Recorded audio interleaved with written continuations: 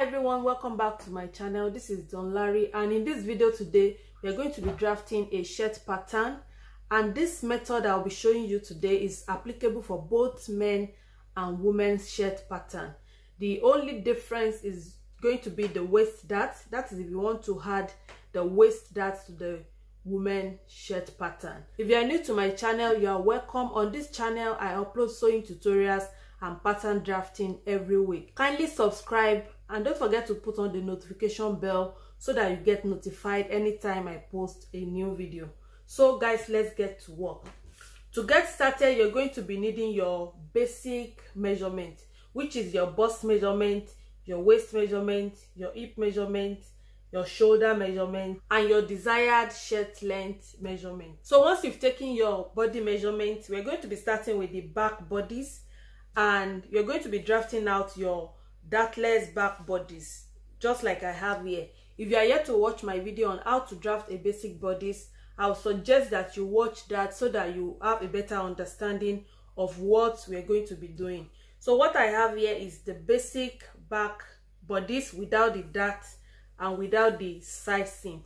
As you can see, I've created the neckline, and I used 3 inches for the neck width and 1 inch for the neck depth. That is for the back.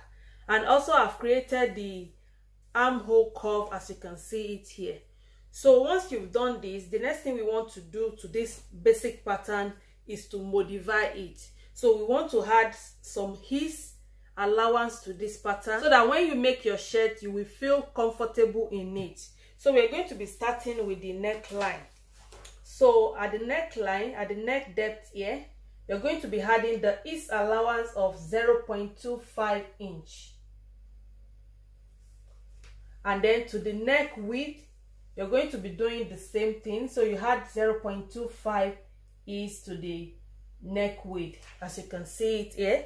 And then we're going to connect these points together. So this is going to be our new neckline for the back.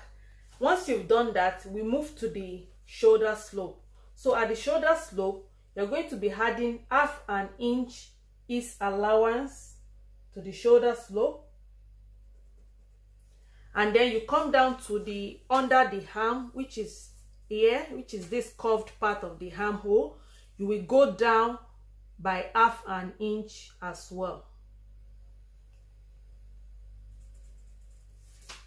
So now we're going to be creating a new armhole curve.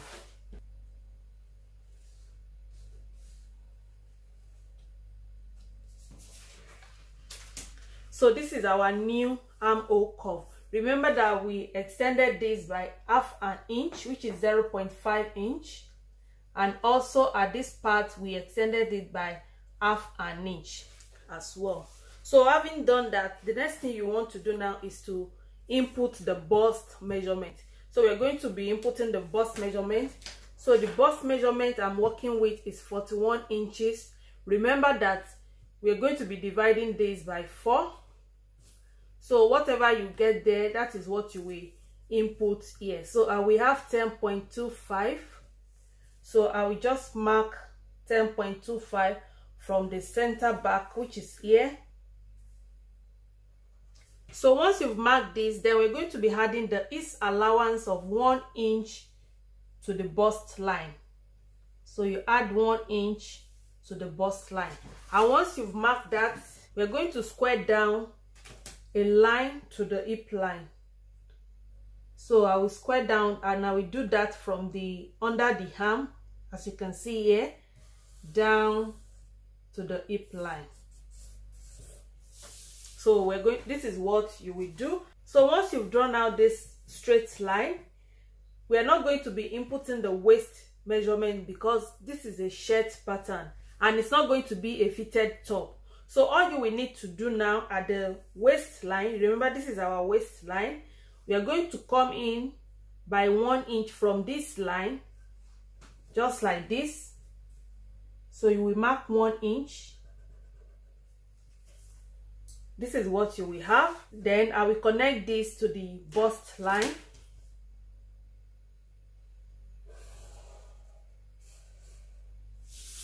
like this. And then at the hip line, you will divide your hip measurement by 4.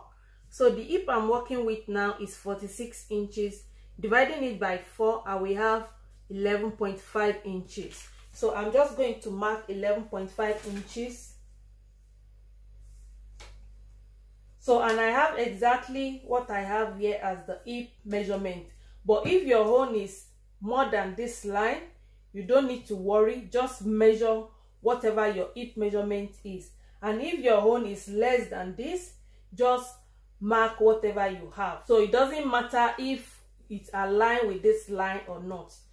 But what I'm working here now with is exactly what I have here.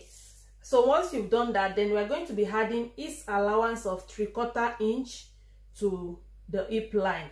And I will just mark that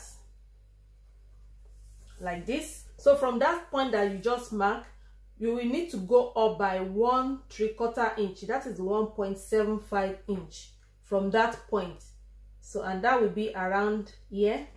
And then we're going to square up a line to connect these points together.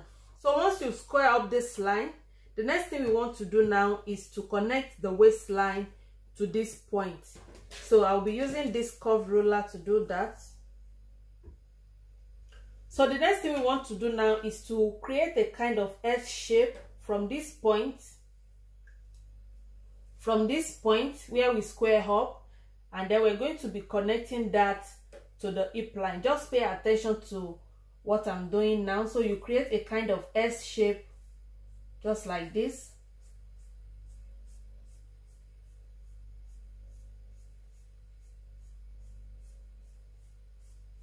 So just like this, and this is how the back bodice for our shirt pattern will look like.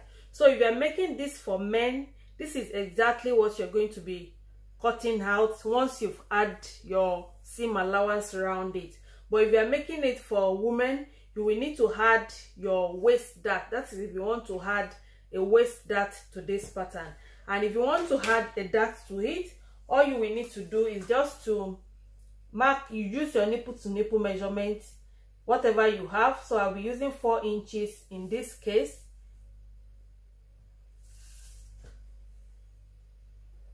And remember that with the back dart, you will need to go up by 2 inches from the hip line, which is around here. And then from the chest line, which is this line, you will remember that we need to go down by 1 inch depending on your measurement. And then you will need to square up a line just to connect all these points together. So just like this, and then you will input your 1 inch dart at the waistline. But I will leave this like this. So before we cut out this pattern, we're going to be adding our seam allowance round the pattern.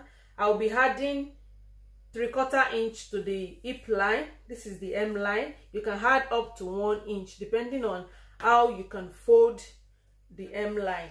And then we're going to be adding 1/2 inch seam allowance round this pattern. But you can add more than 1/2 inch depending on what you want. So I will just quickly do that now. So as you can see, I've added the seam allowance round this pattern. So just to let you know that if you want to cut your back shirt pattern, you will be cutting this on fold. So you're going to be cutting just 1 piece for the back. So you will be cutting your back shirt pattern on fold. So I will be cutting this out now. So I've cut out the back shirt pattern, as you can see it. So once you've cut out your back shirt pattern, all you need to do is just to place it on another pattern paper, as you can see it, and then you're going to trace out exactly what you have on the back shirt pattern except the neckline. As you can see it, I've done everything except the neckline, because the neck depth for the front is going to be deeper than what we have for the back, but we are still going to be having the same neck width. So I just stop here. I've traced out the neck width. So all I need to do now is to input the neck depth for the front. So we're going to be using 3.5 inches for the front. 3 inches is the standard measurement, and 1/2 inch is going to be our ease measurement for the front. That is why I mark 3.5 inches. So I mark 3.5 inches for the neck depth. Then I will just connect that and create the front neckline.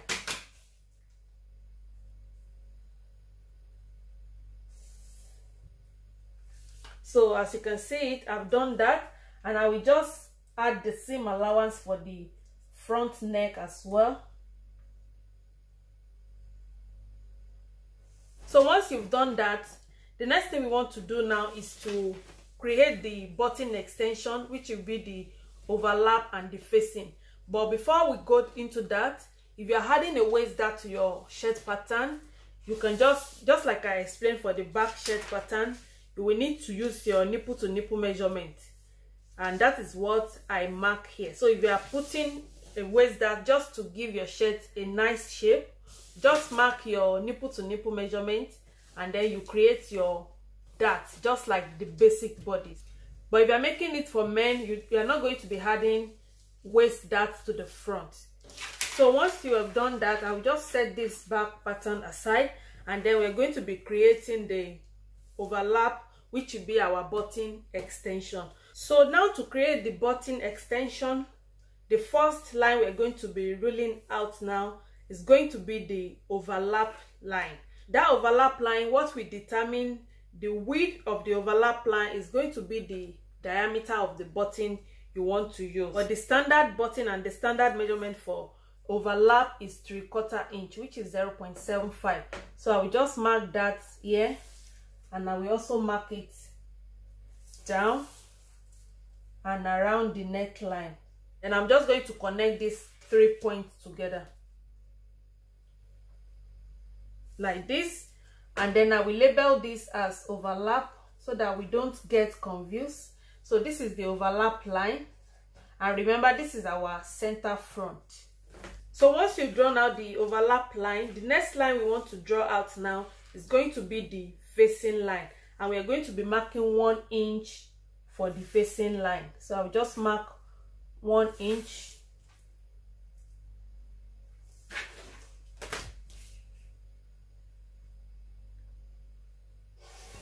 So I will label this as the facing line.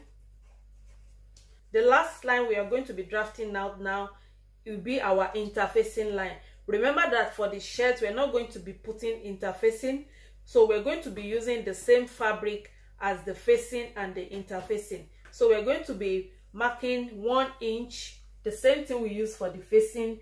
That is what we're going to be using for interfacing. So I'll just mark 1 inch again.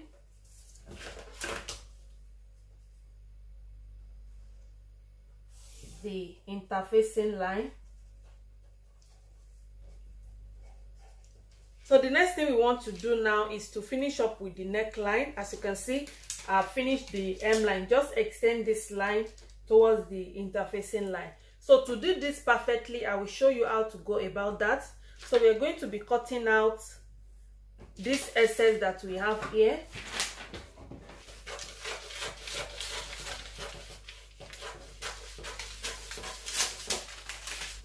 So once you've cut that off, we're going to be folding this.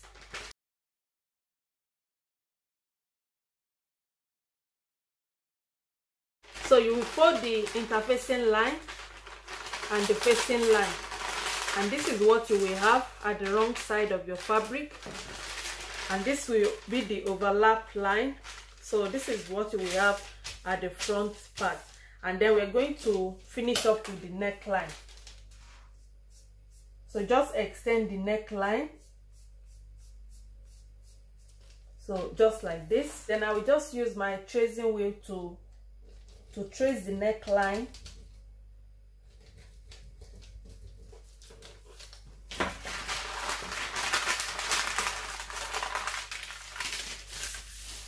So, and then I'll just finish up with the line.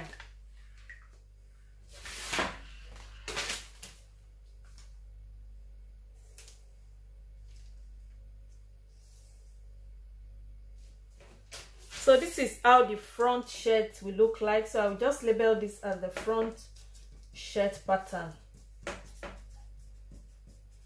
And then remember, we are going to be cutting out 2 pieces of this pattern.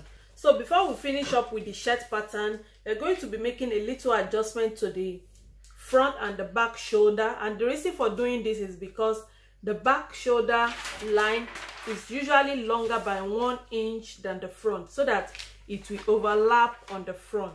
So that is what we're going to be doing. So I will quickly cut this out so that we can do that. To make this adjustment, all you will need to do now is to mark 1 inch. You mark 1 inch on the front shirt pattern. So if you are marking directly from this line, you know this is our seam allowance. If you are marking directly, that means you will cut out 1.5 inch and you won't have your seam allowance again. So I'll be marking directly on this seam allowance, and then I will just mark 1 inch, and I will still have my half an inch seam allowance in place. So you mark it like that, connect the line. So once you've ruled out this line, then I will cut this out.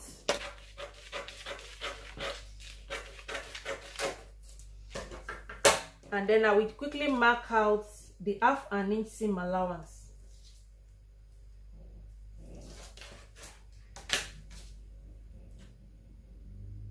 So once you've cut out this 1 inch, you rule out your half an inch seam allowance back, and then we're going to be adding this 1 inch that we cut out to the back pattern. So as you can see, this is what you will have. So you're going to be using this allowance. You will place it on the allowance just like this. Then I will just tape this down. So as you can see that the back is longer than the front shirt pattern, and this is the overlap. So it will just, when you sew it on the fabric, this will just overlap on the front, and this is what it will look like. So this is what it will look like at the shoulder area. The next thing we want to do, if you are making a men's shirt, you will need to add yoke to it. So for the back yoke, you will need to mark down 4 inches from the shoulder line. But if you are marking down from your seam allowance, that means you will be marking down 4.5 inches. So this will be 4.5 inches here. And all you need to do is just to draw a straight line, just like this. Or you can just fold this, and this is what you will be tracing out for the yoke. So we're going to be tracing out from this part upward for the yoke, and that is what I have here. So all you need to do, remember that we've added seam allowance to the neckline, to the shoulder, and to the armhole. All you will need to do is just to add your seam allowance to this line, and that is what you will need to fold in your yoke. So you will be folding your yoke when you are sewing on the fabric, and then you will place it on your back pattern. This is how it will look like. So you place it on your back pattern, then you will top stitch it on it. So that is why you need to add your seam allowance at this part of the yoke. And also you can make any design you want for the yoke. It doesn't mean that you will have a straight back yoke. You can curve it a little bit depending on how you want it. So guys, this is how to draft a shirt pattern. As you can see that this method is very easy. Our next tutorial will be on how to draft a shirt collar. I hope you enjoyed this video, and I hope you find it helpful. Don't forget to give it a thumbs up and leave your comment down at the comment section. If you are yet to subscribe to my channel, kindly do so and put on the notification bell so that you get notified anytime I post a new video. Thank you guys for watching once again, and I will see you in my next video. Till then, stay blessed.